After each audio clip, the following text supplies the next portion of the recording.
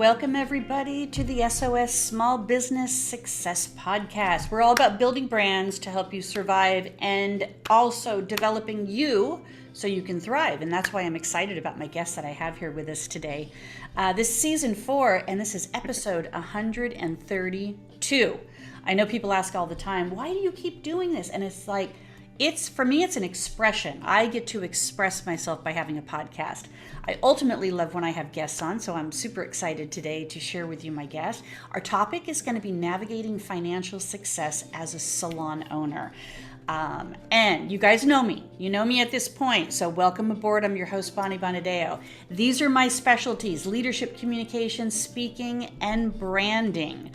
I'll tell you what my specialty or my expertise is not, and that is finance. Now, I'm not going to say I'm completely, stupid in this department.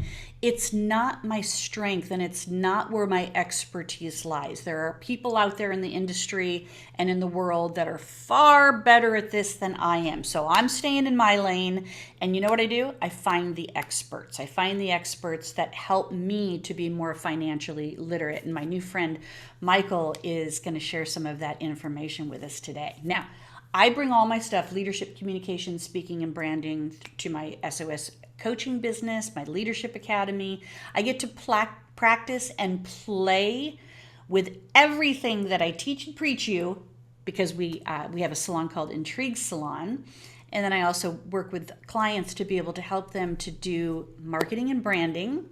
And then coming off of 2020, and it's not so much right now, although I'm tapping back into it going into 2025 because I see we're all getting a little crazy again, is my more of my life coaching side business, where I'm a certified neuro-linguistic program coach, timeline therapy coach, and hypnosis coach, and that's my beauty inside and out breakthrough coaching program in there. So I know one of those is a good fit for you. Now, what's not on this right now is for me to be able to say, I'm going to help you be a financial savvy person. I'm going to help you be more profitable. I can do that through leadership, communication, speaking, and branding. But I need an expert to help us to be able to make this happen, that knows numbers and knows finances. Now, you guys know I do the whole 5 anchors for success. We're going to get a taste of that today with my guest, Michael. Sales, operation, mindset. So if you look at sales, if you're financially savvy, you know where you stand. We're going to kind of hang out in this category of operations because finance is a subcategory of operations. And we're going to be talking about where your future lies when you're financially savvy. Of course, mindset and money, they go together, right? Mindset and money go together. How to be able to market your business, especially if you're looking to grow or scale your business, or maybe you're looking to sell your business or create a succession plan for your business. We're going to talk about that. And of course, I know that Michael is going to educate us to no end. So let's talk about navigating financial success for salon owners. And please welcome my guest, Michael Cole. He's a certified financial planner for Northwestern Mutual, co-owner of Daniel Island Barbershop, and this was a surprise to me, and I was very excited to hear this, a retired naval officer. So thank you for your service. And Michael, thank you for joining me today. Well, thank you for having me. I'm super excited to be here and hopefully share some wonderful insights for your listeners. Yeah, absolutely. Now, when I met Michael recently, so he's a new friend of mine and a new expert for me to be able to tap into with his financial expertise and everything. And I had said to him, I said, okay, my podcast is called SOS Small Business Success Podcast. I tie in boating and sailing and all of these things into it. Help me come up with a title. And he comes back and tells me that he was a former naval officer. And I'm like, well, then I don't even need to ask these questions. You already know where we're going with all of this. So again, thank you for your service in that. Now, before we talk money, I want to be able to kind of just do a more formal introduction of you from your bio so that people really know who you are. I love the fact that you are kind of in this dual capacity like I am. Like, we work in a salon, you work in a barbershop, but you're also a financial planner over here. I'm a coach over here. And I think sometimes the two and two go together. And I know after I read your bio, a lot of it's going to make sense for people of why you do these dual types of careers here. But let's talk about you first. All right, so I already said you're a certified financial planner with Northwestern Mutual. You like planning practices specially designed to serve the beauty industry. Thank you, much needed. Your area of focus includes financial planning and business planning, strategies to attract and retain great talent, absolutely essential right now. Your passion is to serve this incredible industry fueled by the lack of financial literacy in beauty. So true. And I know we're going to tap on that a little bit. You have a personal investment in a barbershop. You co-own Daniel's Island Barbershop in Charleston, North Carolina. So there you are in sea and sailing country, right? That's right. You'll find Michael teaching financial security at trade shows to include L'Oreal's Texture of Change, Salon-centric, data-driven, which is where we kind of started our first introduction of each other. That's right. International Beauty Show, and more. You're a retired naval officer, married to your beautiful wife, Elizabeth, and you have two boys, Elliot and Nathaniel. So That's it. That's awesome. me in a nutshell. I love it. Well, welcome here. So I know we're going to talk about money. We're going to talk about a lot of things, but tell me something about you that I didn't read on your bio. Oh my word. Something about me that you didn't read on the bio. Well, I am not a great head coach, but I'm a phenomenal assistant coach. And so I'll be specific about that. So I help coach, so right now I'm helping coach my youngest son's cross country team for rec league in Charleston. And when I signed up, I was very clear. I said, I don't have capacity to be a head coach, right? So it's that capacity thing, knowing what your limits are. And I said, but I am a great assistant coach. And so if you need somebody just to run along and help encourage kids, I'm there for you all day long. And so I've done that off and on for both my boys, and I love it. It's a phenomenal way to get to know their friends and watch their friends grow up, and while I'm also watching my boys grow up. And they go super fast. My oldest is in 8th grade, Elliot, and he's running cross country for the high school on the JV team. And so I guess we're a bit of a running family, so it's kind of fun. Yeah, that sounds awesome. And I love how you defined the, head coach and assistant coach type of thing. I mean, that's kind of like the captain and first mate that That's that right. that I share a lot because, I know I'm the first mate. I know what my role is as the first mate in order for the captain to be at his best. Um, in my relationship with Jeff, who's the owner of Intrigue Salon, and my fiance that I work with, I will I eventually become a captain? I hope so, but I have to first be a better first mate That's right. before I can do that. And there's lots of opportunities to do that. But clarity in our roles, and also clarity in understanding this financial language. And so I kind of want to start out with my first question for you is really looking at why did you want to come into the beauty industry with financial planning? That's a really good question. So a little bit of a backstory to set the stage for this. So when I was retiring from the Navy, I was trying to figure out what I wanted to do when I grew up, right? And so I was leaving Never Never Land. I was entering the real world, and had a blast serving my country. It was a ton of fun.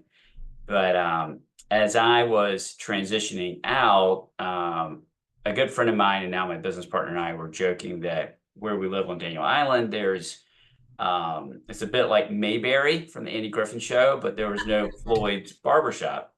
And so we joked around about it enough, and I just finally just said, you know what, man, like we've been joking about this. Are we going to do this or not? And so we said, okay, let's figure it out. And so I went and got permission from my wife to dive into this. Smart decision. It always starts right there. And so I went to Amazon. I bought a book on how to open a barbershop. I read it. I wrote a plan, and we executed it, right. And then, so we're super excited. I mean, the shop's been open for 7 years now. We just celebrated 7 years. We've got 7 barbers and 7 chairs. And probably the most exciting piece of it is everyone on my team has been with me for more than a year. I It's love first time that we've achieved that mark. And I've got 3 of my team members that have been with me for 5 years or longer, right?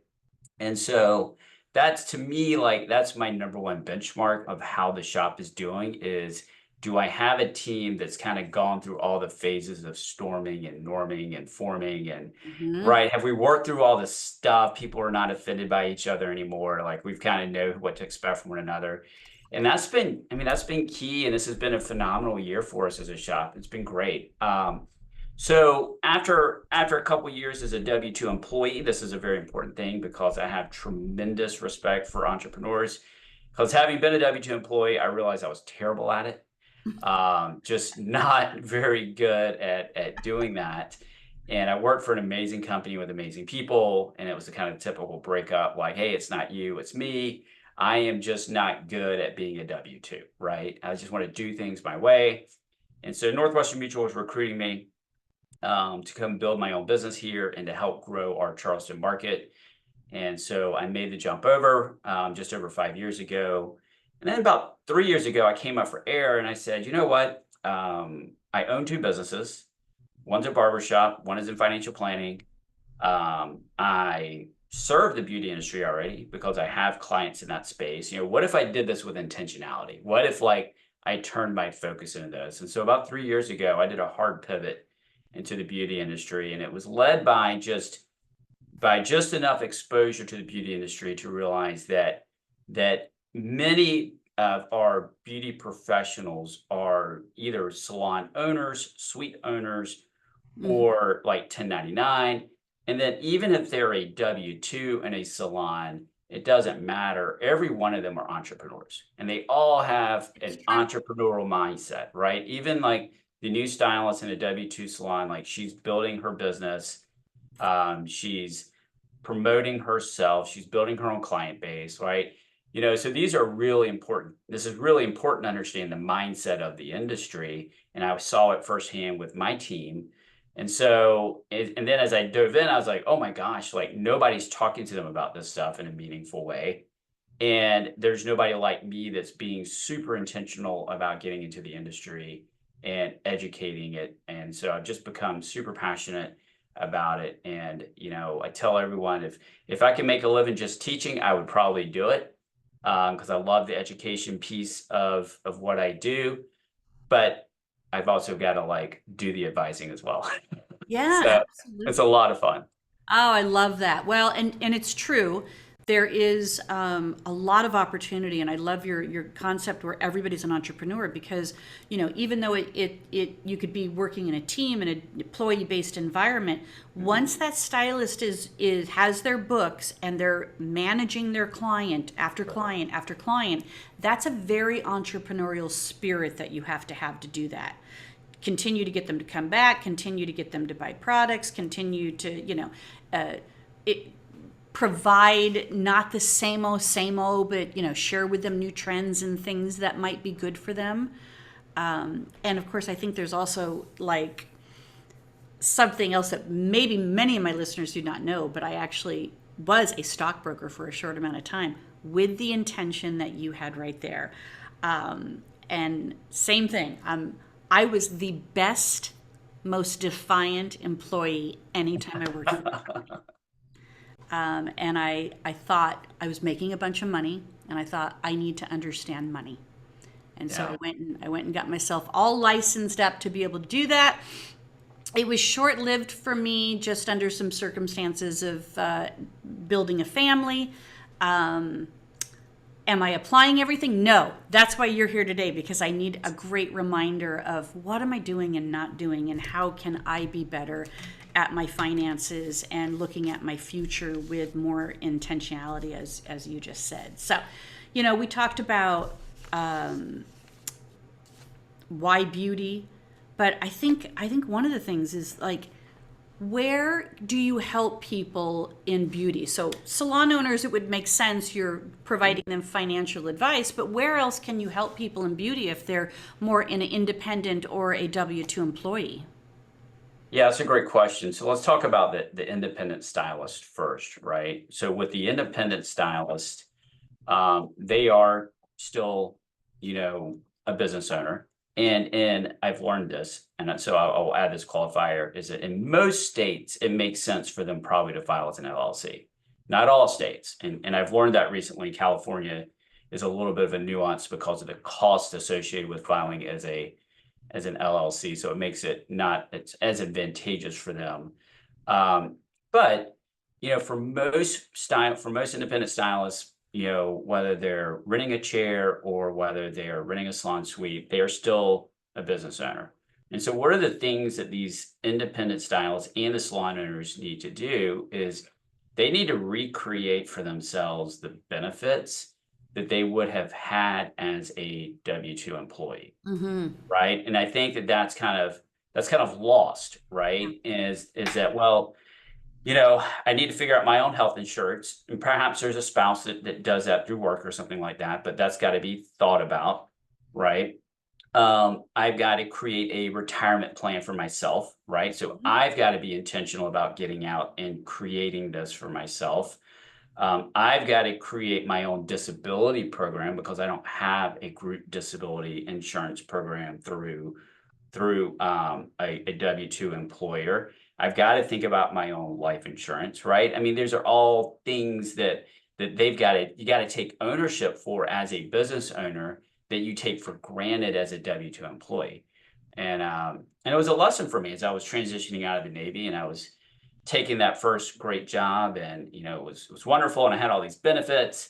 And I was like, I don't even know what any of this stuff is, but sure, sounds great, right? And I got smarter on it, and then that was really informative for me as I have transitioned into this career and serving this industry where I am working to help people build this for themselves, right? And so understanding what that looks like on the other side of the coin. And it's all important, and it's not something that should be put off. But do you see everything that you talked about? I mean, obviously, health insurance. Do you see kind of this layering effect with all of that? Like a young person at 20 is not going to think that they're going to need life insurance yet, or disability, or somebody that's still kind of hanging out in that 20-something Right. age group. Yeah, that's great. And I think this is where the education is super important. And so let's use the fairly new stylists. They're kind of in their early to mid 20s, right? Maybe they're still single. You're right. There's probably not a life insurance need at that point in time, right? Because why do we have it? We have it because there's somebody who's relying on us to provide for them, because like when we're alive, we're making money. And when we're not, right? And so if there's somebody relying on us for that, that makes a ton of sense, right?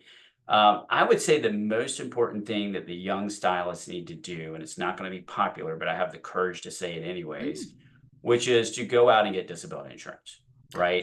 I agree with that one. I mean, you got to get it while you're young and very insurable. You've got to get it when it's not as expensive, right? And then even for that W-2 stylist, maybe their salon provides it, maybe they don't. Not all salons provide that benefit. And then it gets more murky because some states require family medical leave insurance or health insurance, like for disability insurance, but that's just typically short term, right? It's typically just like the first 12 weeks, right? It doesn't carry over beyond that. So I would say that recommendation applies to a stylist regardless of where they are in their journey or what their employment status is. It's the most important thing, because here's the reality of it is, depending on your age, your occupation, your gender, you're 3 to 5 times more likely to become disabled during your working years than to die during your working years. And so, really? Okay. yeah, it's fascinating, right? And those are Social Security statistics, right? Those aren't Northwestern Mutual or anybody else. That comes from the Social Security Administration. And so those understanding that, I believe, is just super important. The next thing, and again, not popular, is to have an emergency fund, right? 3 months of essential living expenses captured, set aside for that worst case scenario, or if there's an unexpected expense. because what happens is that's when debt kicks in, Hmm. that unexpected expense, put it on the credit card, and then like you just never get ahead of it and it gets really hard to get out of it. Hmm. Been there, done that. Yeah, That's right. I think we all have, and I think that people today are struggling more than ever and Yeah. are having a hard time paying off debt and also keeping that emergency fund intact. Yeah. So then they're looking at life insurance and disability insurance, and the cost of health insurance is just Yeah. crazy town now. It That is. all of that, it doesn't make sense, but there is a plan that you have to be able to get to. And hopefully, let's transition over to salon owners as well. Sure. Like salon owners a lot of times don't know that these things could be pass through benefits. They don't Mhm. necessarily have to finance them, but they can pass them through, pre-tax, or offer them as a benefit that just makes it easier for people to check the box and say, yes, I feel like, that's taken care of. And a lot of times those type of things can transfer even if they leave. And we know that they all leave eventually, but even if they, for whatever reason, that they can still hold on to that and then have access to these things that were benefits for him before. But let's talk about salon owners and looking at kind of where do you see that you can provide the most support for salon owners in this financial space? So honestly, like this is what's been super surprising to me as I have worked with more and more salon owners. I frequently find the biggest value I bring for them is being a sounding board for them to talk about what their concerns are. And frequently, those concerns are not things that I specifically can address myself, right? Mhm. But I can give them a sense of where to go to get that help, right? Like, hey, I'm considering moving into a new space. But great. I know you don't want to, but you should really have a real estate attorney review that lease for you, Mhm. right? Um, doesn't do me any good, but that's something you should think about. Frequently and you've talked about this already, which is understanding your numbers. Hey, let's make sure we got a bookkeeper, right? Because if we don't have a good handle on that profit and loss statement, then like the work I can do sounds great, but it's kind of minimal, right? Um, and then frequently the things I'm talking to my clients about are things that they just didn't know to think about because they don't live in that mindset in that space day in and day out like I do. Mhm. And I'll give a great example. I'll just use a personal story here. As I mentioned, I have a business partner in the barber shop. And don't worry, I know I have a bald head and I don't cut hair. I'm not the bald barber.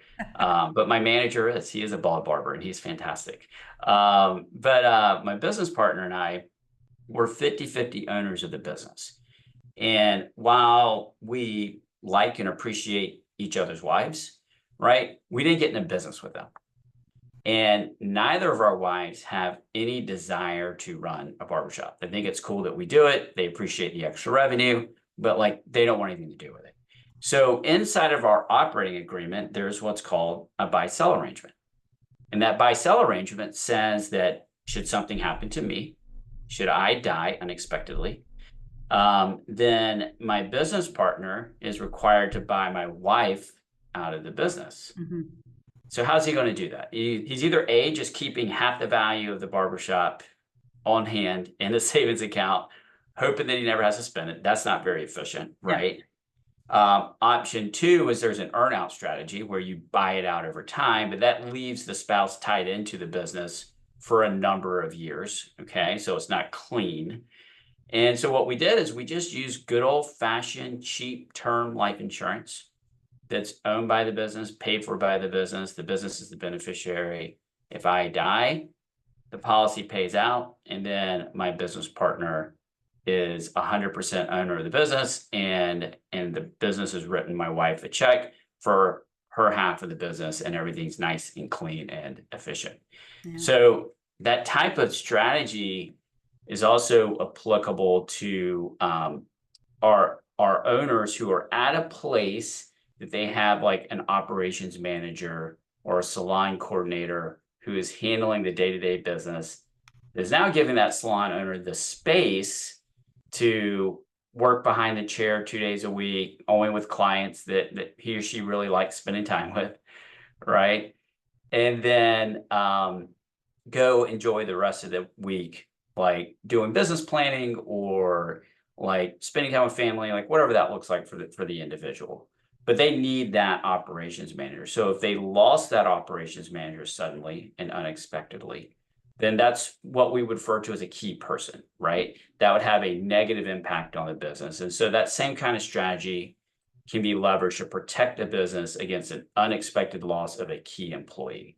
So those are some examples of the types of things that we're talking about and exploring, and just seeing if it makes sense, right? Yeah. Yeah. I love that.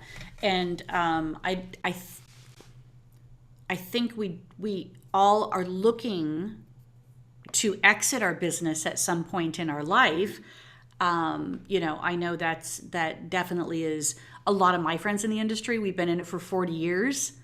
And so a lot of my salon owner friends, they're like, what do I need to do? How do I do this? Right. And what really is the value of this business, especially with it feeling a bit tumultuous, with stylists not wanting to stay as long as they did in the past and having more opportunities to be independent and go out on their own. And so, what is the value of this business and how do you protect that? Right. Yeah, that's really great question. And what you're hitting on is exit planning, right? And I tell everyone there's 3 reasons that we stop working. We've already talked about the first 2, death or disability, right? We've touched on those. The third reason, and ideally the most important and hopefully most likely, is retirement, Right, the one you right? want. That's the one you want. It's the one you worked all these years for, right? And so the challenge with many salon owners, especially those who have been in it for a long time, is that their wealth, the majority of their wealth, is tied up in the salon. That's their retirement plan. So what you have to begin to look at is, okay, what is a realistic valuation of this business, right? What is it truly worth? Another kind of angle to that is you have the salon, but perhaps you own the building, right? And so you may sell the salon, but keep the building as the landlord for the new salon owner. Well, great. That creates like passive revenue for you in Yeah. retirement, right? So there's some cool strategies around there. But then you're just going to get this sudden influx of cash that you've never seen before, right? All at once, $250,000, $500,000, $1 million, right? And now what? What do I do with this money now? How do I make sure that I am responsible with it, that I don't outlive my savings, right? And then how do I plan for the major risk in retirement? And so those are some of the things that we're talking about is, okay, valuation of the business. What does the market look like for someone to buy the business? Perhaps there's a stylist or two in the salon that has an interest in buying it. Well, what is that? What does that look like? How do we build that into it? And so these are conversations that are best had in conjunction with the owner, the financial planner, and a business planning attorney, right? You got to really bring your entire advisory team together to make sure that the exit strategy is done the right way. And I can't overemphasize, you hit on this really nicely at the beginning, which is while we may be experts at styling hair, we may be experts in running a salon operationally, we don't have to be experts in everything else. No. You don't have to be the accountant bookkeeper. You don't have to be the tax person. You don't have to be, Lord knows, don't try to be the attorney, right? I mean, you think attorneys are expensive now, wait till you actually have to pay for one because you're in trouble. Then they get really expensive, right? And then you've got, and I say that because that's a mental hurdle I struggle with. Like we're renewing our lease for the barbershop. And I took a deep breath and I sent the lease to my real estate attorney. And I was like, I don't really want to pay for this, right? But I really can't afford not to, right? And so, I mean, that's how important these things are. I'm a big fan of a local banker, right? Somebody that you have a relationship with that you can sit down in their office and talk to them. And that could be one of the bigger banks. Some of them do that better than others, or maybe it's that local bank, that local credit union, right? But just having that personal banking relationship is really important as well. And then, I mean, and then also you're getting into like estate planning and having an estate planning attorney to make sure those essential documents are in order. So there's a whole team of people that you really need to build around you to ensure that you're covering all your bases. Yeah, it's so true. Now, the statistics are still that 90% of our industry are women. That's right. And I do not want to discount or discard that, women are not taking these bigger things on, but I do see this with, some of my own clients, past clients, where they're inside their business and they're running it like a machine, but they're not taking care of themselves on the outside. Mhm. And what words of wisdom would you provide for these women? Because like I said, I don't want to assume that they're not taking care of it, but I see the fear in them having things like having that personal relationship with a banker, investing in a lawyer to be able to look at things like. There's just maybe some lack of confidence or fear in thinking I don't want to look stupid, or I don't. Yeah, well, I mean, it's interesting. So I sat in on a seminar just this week on women and money, Mm, and like because like I'm not a woman, right? So it's helpful for me to understand this worldview better, right? And so I thought I took away some really interesting data points. I'll share a few here. I think one is this is really fun to know that over 60% of the new businesses started in America today are started by women, true. right? I mean, isn't that an amazing statistic? I think it's It is fascinating. amazing. It's amazing. And and then I think what you were describing earlier is that inherent, for lack of a better word, I'll say maternal instinct, that drive to take care of everyone else before you take care of yourself that Mm. many women have. And then, men, because our frontal lobes develop later in life, we just have this brashness about us that like, we'll just figure it out, right? And we just dive into doing things without fully ever thinking them through, which is notoriously me. I'm very much get the plane off the ground before I finish building it, right? Um, and so I think that for women, I would just offer words of encouragement that you have all the capability in the world to understand these things and like ask the questions, right? And find that trusted. There's a lot of people like me who know all the right information. But I think what's more important, and I think especially for women, is that they are working with somebody that they have a connection with Mhm. and that they feel like that individual has their best interest in mind. And it's the same with real estate agents. It's the same with attorneys. There's a lot of people out there who have the same knowledge, but if you don't communicate well with them, then like it's not going to work. I mean, that's just popped in my brain. I tell people this all the time. If they go see one of my barbers and they don't love the haircut, right? I'm like, this happens, right? Yeah, sure. I said, I know that individual skill level. I know they're exceptionally talented. It's most likely a communication thing. So what I would encourage is either A, go back and learn how to communicate well with this individual, or find a barber that you communicate well with. And then when you find that right connection between your hair and that right barber, right, where they just know exactly what you're on, then the magic happens, right? And that's just communication. It's not a skill thing, it's a communication thing, right? And so I think that just being open to that communication is very, very important. But I mean, but for women, I mean, like, y'all got it. Like, you're smart enough, right? I mean, like, I can't relate to it because I'm a dude. But like this, some women struggle with, I think, a confidence in that they can handle some of these more complex money related issues. Yeah. And it's just not there. Like, they're Yeah. totally I capable. think it's still a perception that exists. Yeah, I I don't think it agree. has to be a reality in today's savviness of women in business. And like you Yeah, said, 60% of us are doing it, making it happen.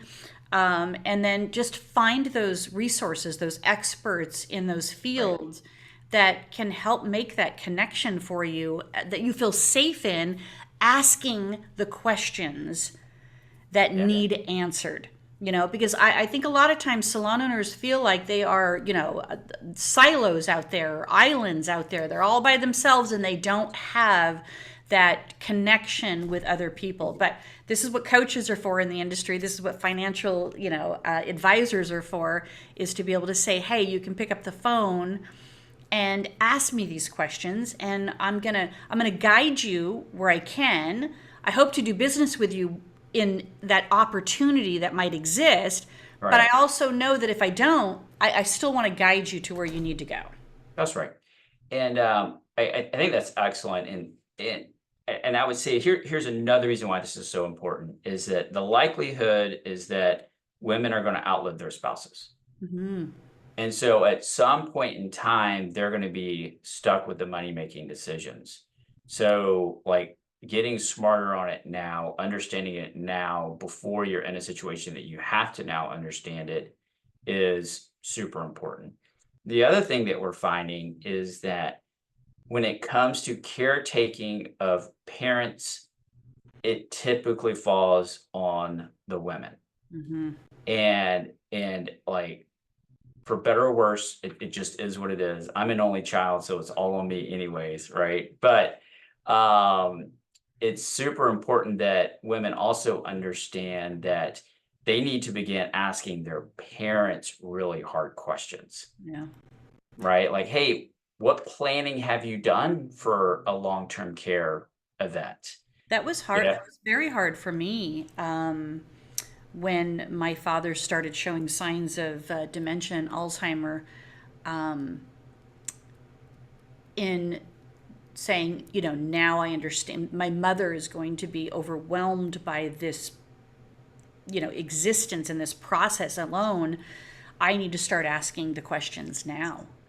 that's right. Yeah, Yeah, and I was grateful to be able to ask the questions because I got the majority of the answers that I needed. That in both of their passings recently, in the last 4 years, I was able to take care of the business that I needed to take care of, and manage the things that needed to be done. And they did a very good job of taking care of those things, so it made it very easy on good. me. That's I wonderful. have friends and other family members, that have not had it as easy and have had dealt with a lot of heartache and financial distress Mhm. because things weren't in order as they could have been or should have been in That's there. right. Yeah, Yeah. that's great. Yeah.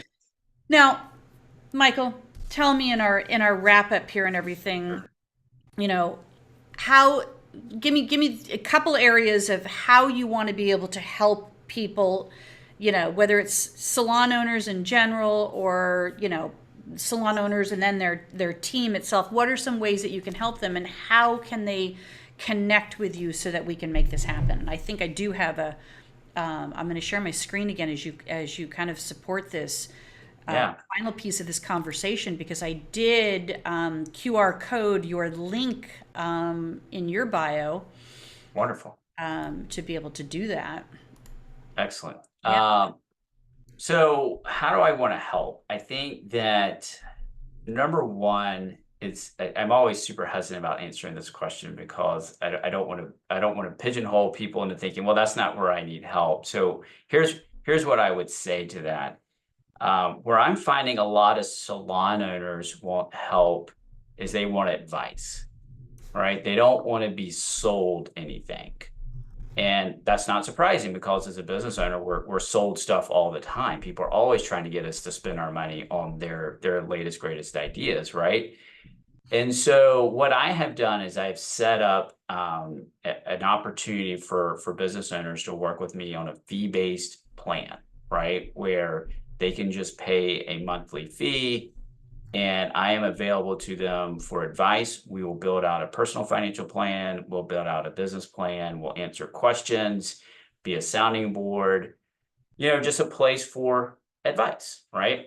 Mm-hmm. And I found that many of my clients have enjoyed that what's called a fiduciary relationship, right? And that fiduciary means that there are no conflicts of interest. Your best interest is my best interest. You're just paying me for advice. I'm not selling anything, Mm-hmm. right? And so that fee-based planning is a really good way for people to feel like their salon business, their personal financial plan is being looked at holistically, not for opportunities to sell something, right? So that's Kind of a one-off. Yeah, yeah. yeah, it's a great way to go. And if through that, if they come to me and say, "Hey, Michael, you know what? I'll use a simple IRA as an example. Hey, I want to implement a simple IRA. Can you help me do that?" Of course.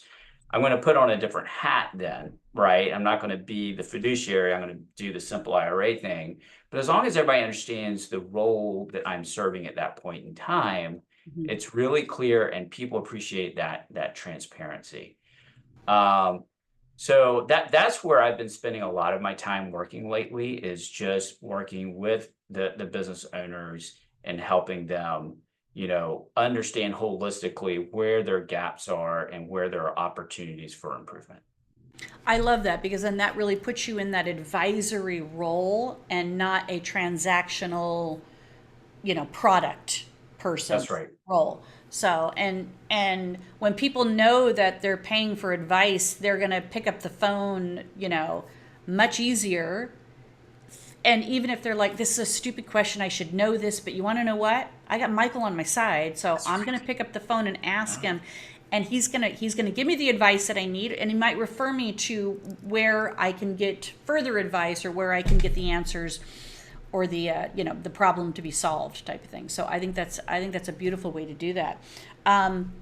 Does it start here? Because this is what I put together. This is your your QR code from your website to be able to set up a 30-minute complimentary session. Yep, that's perfect. Yeah, Okay. just have an introductory phone call, see if you can tolerate me and if it makes sense to work together. So Now, this is obviously people that are watching the vodcast on YouTube here, but since we're also on a podcast, can you share that link with people to be able to find you? How do they source you, Michael? yeah, absolutely. The easiest way would even be just email. And email is my name, Michael .Cole, Cole, at the letters nm.com. So that's michael.cole@nm.com. Or you can Google Michael Cole Northwestern Mutual. You'll get me, not the other Michael Cole, that has become a friend over time. And I just think the world of him, and he's helped me fill a few classrooms. So I'm grateful to him. I, Um, I love that you guys both talk finance. You both look alike. yeah, we could pass as siblings, You right? both have the same name, so I mean, it's like there's like too much synchronicity there for you guys to Yeah. not be friends and hang out and do some things together. Yeah, and it's too early to say anything of substance, but we're trying to find a way to do something together that makes sense. And so I think it's going to be, when it comes together, I think it's going to be incredible. We're going to have a blast. People are going to laugh and learn a lot. It's going to be a ton of fun. Yes, because he definitely has a sense of humor as well, and Yes. him for the many years that I have in the industry. So I think that would be a beautiful thing for the industry to be exposed to is both the Michael Coles. Yeah. That's right.